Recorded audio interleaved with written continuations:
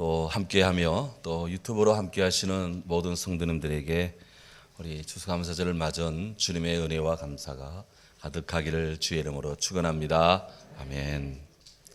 이 나라별로 위기 대처하는 방식이 조금씩 다릅니다. 예를 든다면 미국은 위기를 돈으로, 우리 한국은 위기를 기회로, 일본은 기회를 위기로, 중국은 위기를 세계로. 많이 웃어야 되는데 너무 어려운가?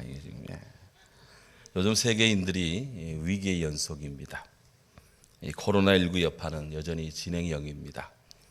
세계 경제가 이 코로나 여파로 인해서 많이 경제가 위축되고 있다. 뉴스마다 등장하고 있습니다. 세계 각국이 난리입니다. 우리나라도 예외가 아닙니다. 러시아 침공에 의한 이 우크라이나의 반격이 놀랍습니다. 그렇지만 우크라이나의 눈물은 현재 진행형입니다. 우크라이나와 러시아 이 두 나라 간의 이 분쟁 속에 세계의 이목이 다 집중이 된 그 틈 사이에 다른 나라, 세계 다른 나라 사이에는 더 많은 고통이 가중되고 있습니다. 이를테면 아프리카 대륙의 수단, 소말리아 같은 이런 나라 사람들은 정치적 불안 속에 극심한 가뭄으로 보통 고난이 아니라고 합니다. 남수단은 정치적인 이런 그 공고한 상태에서 엄청난 수해가 일어났고 그 사이에 지역 감정으로 인해서 참으로 위험이 고조되고 있습니다. 콩고라는 나라는 코로나 유행 속에 에볼라라는 또한 이 급성 전염병이 번지고 있어서 무수한 사람들이 위태롭습니다. 나이지리아 같은 나라에는 빈곤이 또 사회적인 소외 문제가 심각해서 전국적인 불안이 고조되고 있다 합니다. 유엔으로부터 세계 최악의 인도적 위기에 처해 있다는 경고를 받은 예멘, 이 예멘은 아랍권의 대리전 갈등을 지금 그런 치르고 있는 양상이어서 그 나라 사람들 고통이 보통 심각한 것이 아닙니다. 시리아 사람들은 독재 속에서 10년 동안 내전을 치르느라 신음하지 않는 사람들이 없습니다. 미얀마의 군사 정권은 무력 폭력 충돌을 일으키면서 국민들을 죽음으로 몰아넣고 있습니다. 이란에는 이란 여성들의 머리에 스카프, 히잡을 씌우기 위해서 그거를 또 벗고자 지금 민주적인 시위가 일어나는데 많은 이란의 여성들 또 민족 인사들이 죽음을 당하고 세계적인 고통을 가중하고 있습니다. 언제나 그렇지만 힘들지 않은 시대는 없습니다. 이 과학자들은 지금까지도 인류가 힘들게 살아왔지만 앞으로는 생존의 위협을 받을 것이다 라고 하며 인류의 생존을 위협할 5가지 중대한 위협을 지목합니다.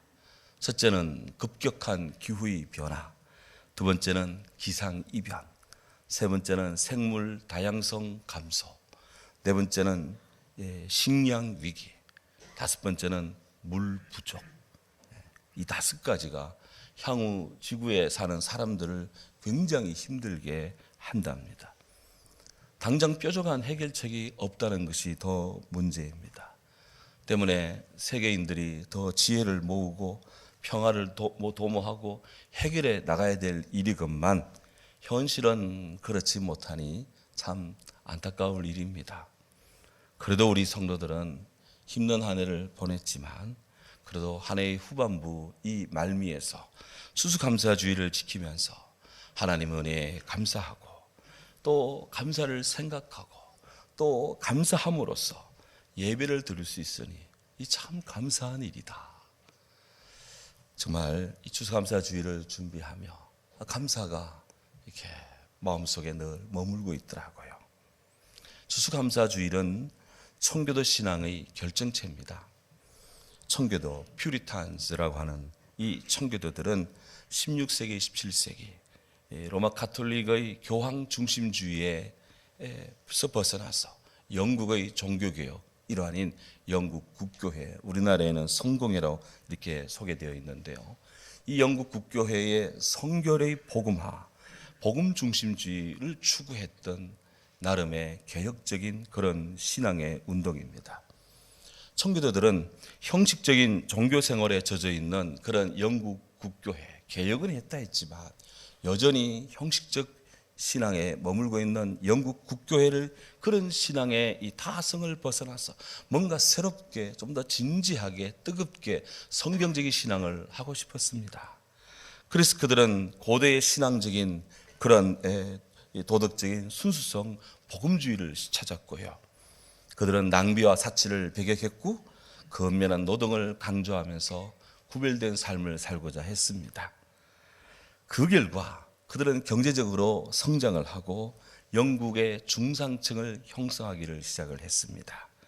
신학적으로는 인위적인 권위와 그런 전통은 거부하고 성경의 철저한 복음주의적인 그런 신앙적 삶을 살고자 했습니다.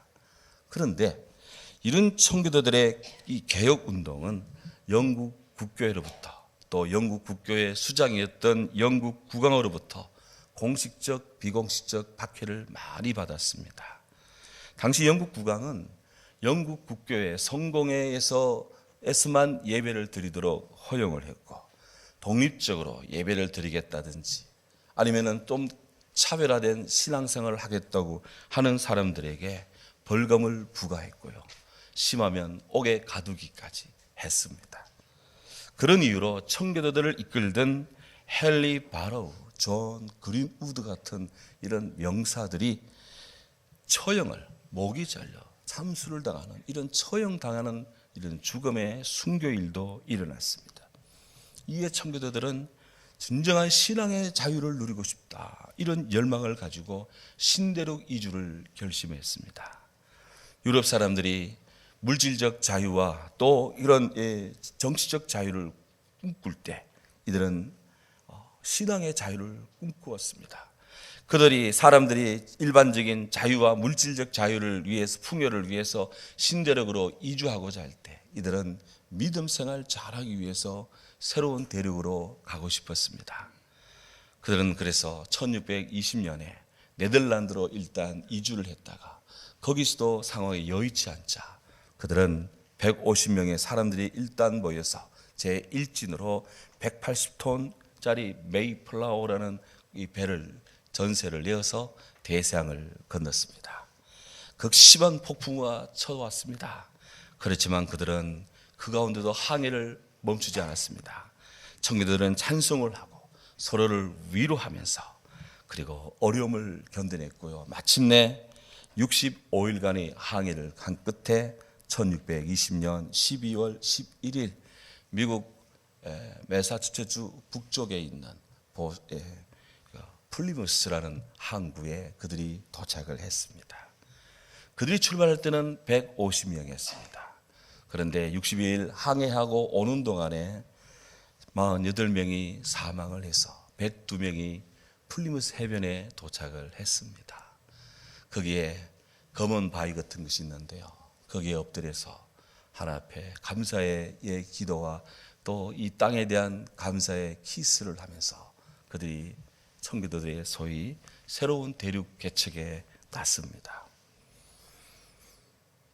그들이 이 겨울철에 도착을 해서 그의 겨울을 플리머스 항에서 항구 지역에서 나는데 얼마나 겨울이 추위가 혹독했는지 또 가지고 온 식량이 다 떨어지고 질병도 오고 해서 그의 겨울을 나는 동안에 44명이 또한 돌아가셨습니다. 많은 사람들의 슬픔이 찾아왔습니다. 그 힘겨운 청교도들을 도와주는 이들이 미국 본토인이었던 인디안들이었습니다. 인디안들이 먹을 것을, 옥수수를, 감자를 뭐 등등 이런 것들을 주면서 그들이 그의 겨울을 나고 그리고는 씨를 뿌렸습니다. 척박한 땅이었지만 갈고 갈아엎고 해서 그리고 고를 트고 씨를 뿌렸습니다. 싹이 나는데 여름이 오자 너무너무 가뭄이 심해졌습니다. 도저히 이 식물들이 자랄 것 같지 않습니다. 청교도들이 금식하며 기도합니다. 하나님 비를 주소서. 그런데 마침 비가 내렸습니다. 죽어가던 작물들이 샘을 얻고 그렇게 해서 어렵게 자라서 그의 가을에 열매가 일말 거두어졌습니다. 청교도 순례자들은 모든 것이 감사했습니다. 그래서 그들은 하나님 앞에 감사 예배를 드리기로 결의를 하고 그들을 도와주었던 인디안들을 초대했습니다. 그리고 하나님 앞에 감사의 기도와 감사의 파티를 열었습니다. 그것이 최초의 추수감사주일 축제입니다. 그들은 야생 칠면조 고기를 사냥해서 그리고 약간의 감자, 옥수수 등등을 이용한 그런 요리가 전부였습니다만은 그들의 그 첫 번째 추수감사주일 예배 또 추수감사주일 파티는 은혜로 감사로 충만했습니다. 미국에서 이 칠면조 요리는요 추수감사주일을 상징하는 음식이 되었습니다.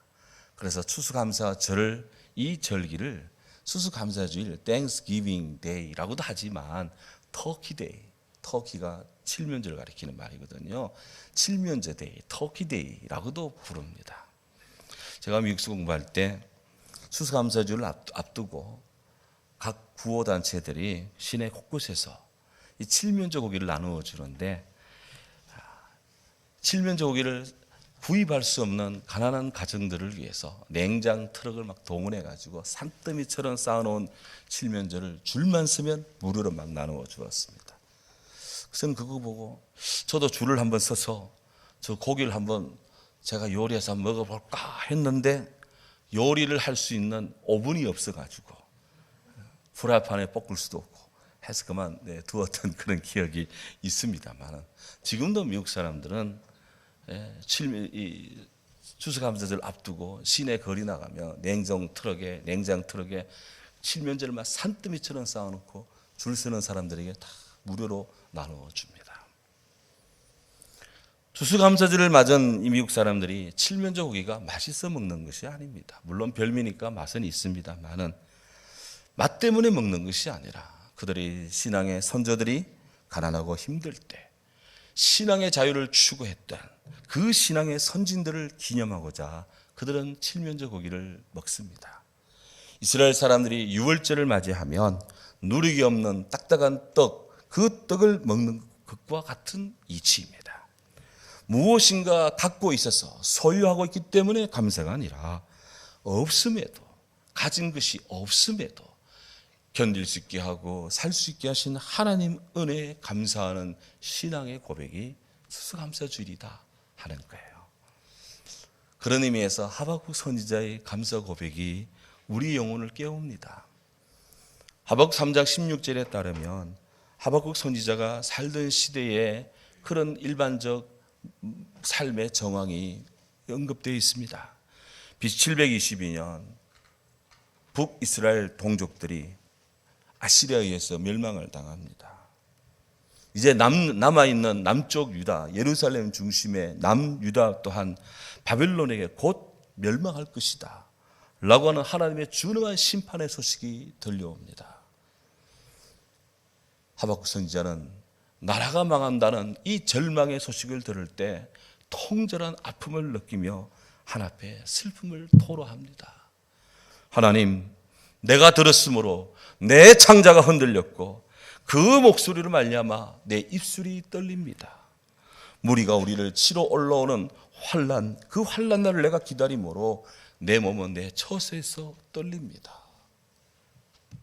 얼마나 심각한 위기가 밀어 올라오기 때문에 하박국이 이렇게 몸이 뜰 정도로 창자가 뒤틀릴 정도로 슬픔을 느낍니까? 진정한 기독교인은 진정한 애국자인데요. 오늘 장로님 기도한 것처럼 나라를 위해 기도하지 않을 수 없는 우리들입니다. 가뜩이나 동족이었던 북왕국이 무너진 상태에서 남유다가 처참한 멸망에 직면하다니 하박국 선지자의 마음이 어찌 편할 수 있겠습니까? 그렇지만 그는 하나님 믿는 사람이었습니다. 그런 떨림 속에, 그런 아픔 속에, 그런 미래적 암울한 기운이 들여온 그런 때에 오직 의지할 바, 오직 사랑할 바, 오직 믿을 바는 하나님밖에 없습니다. 그는 하나님을 향해 구원의 소망을 피력합니다. 17절 18절 말씀이 그거예요. 비록 무화과나무가 무성하지 못하며 포도나무에 열매가 없으며 감람나무에 소출이 없으며 밭에 먹을 것이 없어도 no food, 먹을 것이 없어도 우리의 양이 없고 외양간에 송아지가 없다 할지라도 나는 여호와로 말미암아 즐거워하며 나는 나의 구원의 하나로 말미암아 기뻐할 것입니다. 없어도 no but 무성하지 못하고 no grapes 포도 열매가 없어도 나는 우리 하나님으로 인해서 저는 기뻐할 것입니다. 김기택 시인의 그 밥생각이라는 시가 있습니다. 라디오 프로에 이게 나오더라고요. 그래서 찾아서 오늘 여기 한번 인용을 하는데 시가 이렇습니다. 차가운 바람, 퇴근길, 더디 오는 버스, 어둡고 긴 거리, 희고 둥근 한 그릇 밥을 생각한다.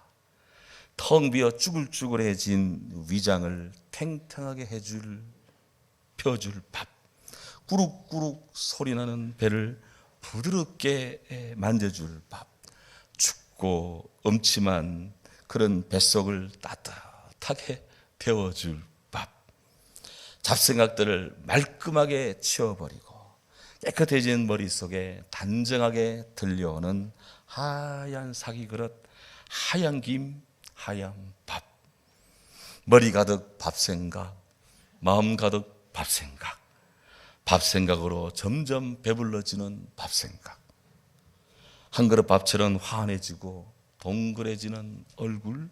그러나 밥을 먹고 나면 배가 든든해지면 다시 난폭하게 밀려들어올 오만 가지 잡생각, 머릿속이 뚱뚱해지고 지저분해지면 멀리 아주 멀리 사라져버릴 밥생각.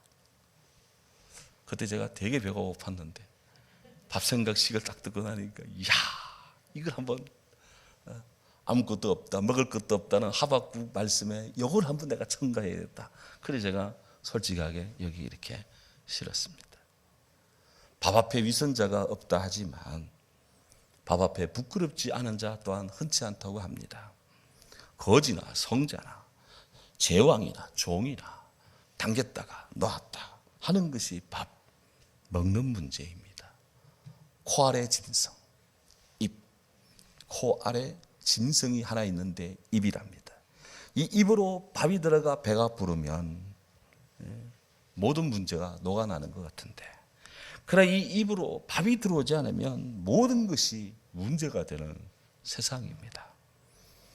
바로 입으로 밥이 들어갈 수 없는 그 절망적 순간, 무화과나무가 무성치 못하고 포도나무에 열매가 없고 감람나무에 소출이 없고 밭에 먹을 것이 없고 우리의 양이 없고 외양간에 소가 없고 입으로 들어갈 것이 없는 이런 때 누구를 먼저 생각하느냐, 무엇을 먼저 구하느냐, 그것에 따라서 그의 삶이, 그의 실존이 좌우된다는 거예요. 이런 점에서 저는 욥을 생각합니다. 성경 욥기 1장 1절에 따르면 욥은 온전하고 정직하여 하나님을 경외하며 악에서 떠난 사람이었습니다. 그의 가정에는 아들이 7, 딸 3, 참 다복한 그런 가정입니다. 뿐만 아닙니다. 욥은 어마어마한 재산가, 자산가였습니다. 양이 7,000마리, 낙타가 3,000마리, 소가 500결이, 그러니까 1,000마리예요. 천두, 암낙이 500마리, 많은 종들을 거느렸습니다. 상당한 자산가입니다. 욥기 1장 3절에 보면 이 사람 욥은 동방 사람 중에 가장 훌륭한 자라, 그의 인격도 인품도 사람됨도 됨됨이가 정말 뛰어나고 된 사람이었습니다. 성경은 욥의 깊고 고결한 신앙생활의 한 단면을 소개하는데, 그의 자녀들이 돌아가면서 자기네 집에서 생일 파티를 합니다. 그런 생일 파티가 끝난 그 다음 날 아버지가 자녀들을 다 불러 모읍니다. 그러다가 각자를 다 성결케 목욕 샤워를 하게 한 다음, 그리고 아침에 일찍 일어나서 그들이 맹수대로 머리대로 하나님 앞에 번제를 드렸습니다. 그러면서 마음에 소망의 기도를 합니다. 혹 내 아들들이, 내 딸들이, 그들이 지난밤 생일잔치 파티하면서 혹 죄를 범함으로 하나님 앞에 욕되게 하지는 않았을까? 성경은 욥의 행사가 항상 이루했다 그랬습니다. 그만큼 자녀도 안 들이도 잘했습니다. 신앙적으로 자녀들을 양육했습니다. 그렇게 욥의 상황을 설명하던 욥기가 갑자기 그 시야의 앵글을 갑자기 위로 탁 들면서 하늘의 천상회의를 탁 비춥니다. 욥기 1장 6절에 보면 하나님이 계시고 천사들이 쭉 나타납니다. 그리고 사탄도 여기저기 돌아다니다가 그 천상회의에 참석을 합니다. 아니 사탄이 어찌 나타날 수 있겠습니까? 우리가 주목할 것은 사탄의 위치입니다. 우리가 종종 오해하는데 하나님과 사탄이 서로 대적한다고 생각을 합니다. 아닙니다. 사탄은 성도들에게서는 적일 뿐 하나님과 맞짱 뜰 만한 능력이 없는 존재가 없는 것이 사탄입니다. 현실적으로 마귀 사탄이 영향은 미치지만 궁극적인 힘은 아닙니다. 하나님만이 유일신이십니다. 하나님만이 전부이십니다. 하나님은 당신께 일말에 반역했던 천사였던 이 사탄을 지옥에 완전히 가두기 전에 이 지상에서 일정한 목적을 위하여 그의 활동을 제한적으로 허용을 합니다. 그래서 성경 7절에 보면 네가 어디서 왔느냐? Where have you come from? 그렇게 하나님이 사탄에게 묻습니다. 하나님 몰라서 네가 어디서 왔냐? 사탄에게 묻는 것이 아닙니다. 사탄이 하나님이 일말의 허락 아래 움직이고 있다는 것을 보여주는 겁니다. 이 하나님은 사탄에게 말씀합니다. 너 내가 나의 종 욥을 보았느냐? 욥을 주의하여 보았느냐? 그와 같이 온전하고 정직하여 하나님을 경외하며 악에서 떠난 자는 이 세상에 없느니라. 하나님이 욥을 그렇게 칭찬하고 평가하며 욥을 자랑합니다. 그렇습니다. 하나님은 당신을 사랑하는 주의 성도들을 사랑합니다. 하나님은 당신을 사랑하는 주의 백성들을 귀히 여깁니다. 하나님은 당신의 친구 성도들을 자랑합니다. 우리는 이 사실을 잊지 말아야 돼요. 우리가 어떤 상황에 있더라도 하나님은 우리를 보고 계시고 우리와 함께 하십니다. 내가 혼자 있을 때도, 혹 외롭고, 혹 울 때에도, 혹 기뻐할 때도, 혹 감사할 때도, 아니면 혹 실망할 때도 하나님은 우리를 주목하고 계십니다. 힘이 든 상황에서도 믿음으로 살려가는 그 모습 하나님은 좋게 평가합니다. 사랑합니다. 자랑도 합니다. 예. 그렇지만 9절에 따르면 이 사탄은 하나님과 욥 사이를 파고듭니다. 왜? 그가 사탄이기 때문에. 사탄의 속삭입니다. 하나님, 욥이 까닭없이 어찌 하나님을 경외하리까? 사탄은 욥의 신앙을 아주 비하합니다. 그리고 하나님의 판단도 의심합니다. 이게 사탄이에요. 이게 사탄의 특성입니다. 사탄은 헐뜯기 좋아하고요. 사탄은 더럽습니다. 그들은 광명한 천사로 가장하는데 아주 그냥 대도사입니다. 그들은 제한적이지만 종종 공중 권세 갖고 있고 괴계를 발동하고 사람으로 하여금 범죄하게 만들고 그리고 교만하고 비겁하고 사납고 또 아주 악한 존재입니다. 사탄이 도전합니다. 하나님이 그에게 제한적인 평가를 하도록 한번 허용했습니다. 내가 그의 소유물을 다 너에게 사탄에게 맡길 텐데 다만 그의 몸에는 너 손대지 마라. 그렇게 1장 12절에 말씀합니다. 사탄은 즉시 욥에게 그가 갈 수 있는 재앙을 퍼붓습니다. 욥의 재물들이 도둑들이 여기저기 와서 욥의 재물들을 다 도둑질해 갑니다. 하늘에서 불이 떨어져서 막 짐승들이 막 타 죽는 일도 발생합니다. 갑자기 큰 바람이 불어서 집에 내 모퉁이를 쳤습니다. 해서 10명의 아들들이 거기서 뭔가 파티하고 있는데 갑자기 집이 무너졌어. 10명의 아들들이 그냥 폭삭 압사당하는 그런 그야말로 어마어마한 사건이 지금 벌어졌습니다. 사람은 고생을 위하여 났나니 불꽃이 위로 날아가는 것과 같으니라 라고 욥기 5장 7절에 말씀하는데 욥이 정말 그런 인생이었습니다. 엄청난 재앙을 당한 욥, 그 충격, 그 고통, 이로 말할 수 없을 겁니다. 이러한 욥의 1차 반응이 무엇이었을까요? 오늘 성경 1장 20절에 우리가 본 바처럼 욥은 일어났습니다. 그의 겉옷을 찢었습니다. 머리털을 밀었습니다. 그리고 다시 땅에 엎드려서 예배했다고 오늘 성경에 나옵니다. 옷을 찢었습니다. 머리털을 밀었습니다. 땅에 엎드렸습니다. 이는 이스라엘 사람들이 가장 슬플 때 취하는 행동입니다. 재난 속에 이런 모습을 취합니다. 땅에 엎드렸습니다. 저는 흙으로 빚어진 피조물, 아무것도 아닌 인생입니다. 라고 하는 자기 한계의 고백입니다. 근데 성경은 욥이 그 와중에도 하나님을 예배했다고 오늘 성경은 말합니다. 그가 엎드렸습니다. 예배했다. 그렇습니다. 그런 와중에 욥은 하나님의 진리를 깨닫습니다. 21절 22절 내가 모태에서 적신으로 나와싸운즉, 개역개정 성경에는 알몸으로 나와싸운즉, 옛날 개역 성경에는 적신으로 나와싸운즉, 또한 적신이 그리로 돌아갈지라. 주신이도 여호와시요 거두어 가시니도 여호와시오니 여호와 이름이 찬송을 받을지어다. 이게 욥의 고백이에요. 욥은 그의 고난 속에 하나님 앞에 예배하면서 세 가지 중요한 인생의 진리를 깨닫습니다. 첫째는 본래성입니다. 어머니 뱃속에서 그의 원점을 생각합니다. 내가 어디서 왔는가? 어머니 뱃속에서 왔다. 그때 어떻게 태어났는가? 무엇을 가지고 왔는가? 아무것도 가진 것이 없다. 맨몸으로, 적신으로, 알몸으로 이 땅에 태어났다. 나는 언제부터 부자였는가? 원래는 아무것도 없었다. 하나님이 축복하셨는데 지금 다 잃었고 낙심되고 안타깝지만 알고 보면 원래부터 나는 아무것도 없는 자였다.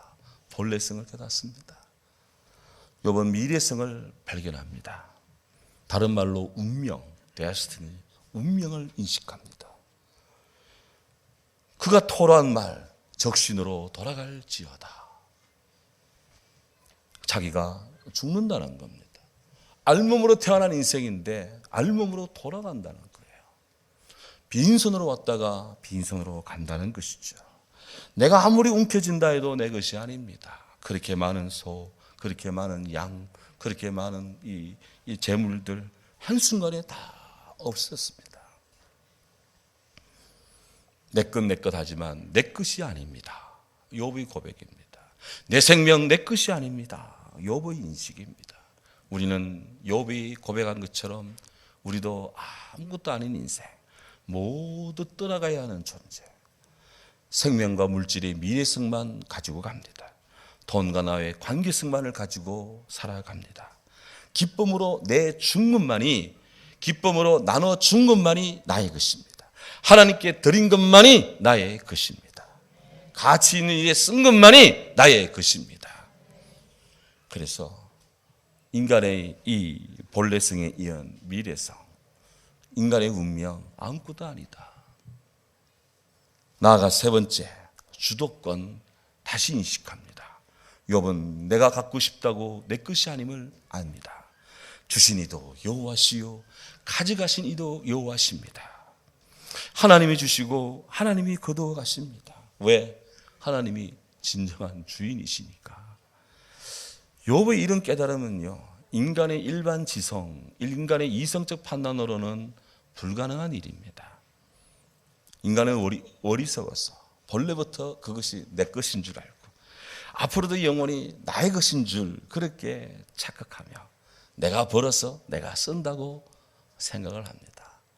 시간이 이렇게 됐네 하면 시계를 보는데 그 시계가 하는 소리 착각 시계가 뜨걱 그렇게 가지 않습니다. 시계는 어떤 책이라도 착각 간다는데 시간의 주인 네가 아니다. 착각하지 마라. 시간의 주인 하나님이다 라고 시계 소리가 착각 그렇게 간대요.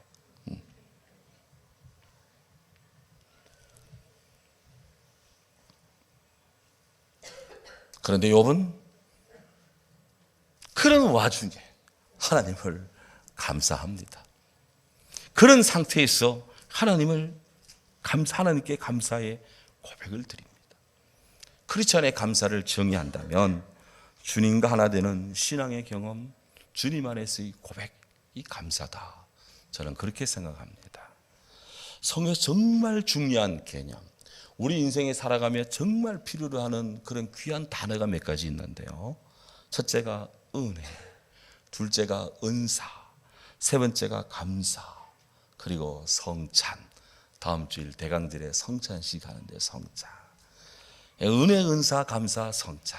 우리 그리스도인들을 대표하고 특화시키는 그런 개념들입니다. 그런데 이 말들이 다 한 단어에서 나왔어요. 그것은 은혜라는 단어에서 나왔습니다. 헬라어로 은혜를 카리스라고 하는데요. 카리스, 은혜. 카리스마타, 은사. 카리스테오, 감사. 카리스티아, 성찬. 다 카리스란 말에서 의미가 변화되면서 단어가 발생합니다. 은혜는 은사와 연결되어 있고요. 은혜는 감사와 연결되어 있습니다. 나가서 은혜는 하나님 앞에 주님의 몸과 피, 이 살을 기념하고 또 고백하는 성찬과도 연관이 되어 있습니다. 감사는 은혜고, 감사는 은사요, 카리스마요. 감사는 정말 주님과 함께 되는 그리스도 안에 있는 존재됨, 행복입니다. 은혜도 우리가 추수감사주의를 드리는데 이것이 하나님의 은혜 속에서 드려지는 예배라는 거예요. 욥은 모든 것이 다 상실된 재난 속에서도 하나님께 엎드려 예배를 드립니다. 욥은 하나님의 은혜를 압니다. 거저 받았는데 거저 가시니 감사합니다. 이것입니다.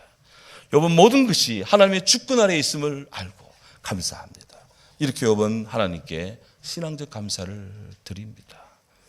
성경은 욥이 이 모든 일에 범죄하지 아니하고 하나님을 향하여 한마디도 원망하지 아니하였다. 그렇게 기록합니다. 사랑하는 여러분, 우리가 은혜 없이 살 수 있습니까? 너희가 은혜로 인하여 믿음을 알리하마 구원을 받았나니 이것이 너희에게서 난 것이 아니요 하나님의 선물, 하나님의 카리스, 하나님의 은혜니라. 은혜로서 우리가 구원을 받습니다. 욥은 하나님 주시는 믿음 안에서 믿음을 통해 믿음으로 주님 안에 주시는 은혜 아래서 그 모든 역경 속에 감사의 고백을 드립니다. 추수감사주일은 인생에 직면한 모든 고난의 시간 속에서도 늘 우리와 함께 하시는 하나님께 대한 믿음이요 소망이요 사랑이고 헌신이자 성도 본연의 사명을 고백하는 감사의 예배입니다. 어느 시대나 많은 상실의 아픔이 있습니다. 여러 성도님들도 또 저도 살아가면서 많은 상실이 있습니다. 우리도 예외가 아닙니다. 그럼에도 하나님의 사랑은 늘 우리와 함께 있습니다. 우리 사랑하는 성도들을 축복해 주셨습니다. 우리들의 심령에, 우리의 가정에, 우리의 직장에, 우리의 사업장에, 우리의 농장에, 우리의 학업에 힘쓰는 모든 이들에게 하나님의 사랑은 여전히 함께하고 있습니다. 할렐루야. 앞으로도 그럴 줄로 믿습니다. 2022년 우리 교회와 성도들을 축복해 주신 하나님의 사랑에 한량없는 하나님의 사랑을 찬양하며 감사드립니다. 2023년에도 주님 몸된 교회, 이 교회를 사랑하는 모든 성도들의 삶 속에 하나님의 은혜를 부어주시되 위로부터 부어주시는 주님의 귀한 은혜, 신령한 은혜, 기름진 은혜, 복된 은혜, 합력의 선을 이루는 은혜, 아름답게 우리의 마음을 새롭게 하는 겉사람은 후패해도 우리 속사람을 새롭게 하시는 하나님의 은혜가 위로부터 충만히 임할 줄로 믿습니다. 그러므로 우리 믿음 생활에 항상 기뻐하며 쉬지 말고 기도하며 범사에 감사하기, 이것이 주 안에서 넘치도록 욥처럼 어떤 상황에도 하나님을 원망하지 않고 주님을 기뻐하며 나가는 모든 성도 되기를 주의 이름으로 축원합니다. 아멘. 기도합니다. 귀하신 주님을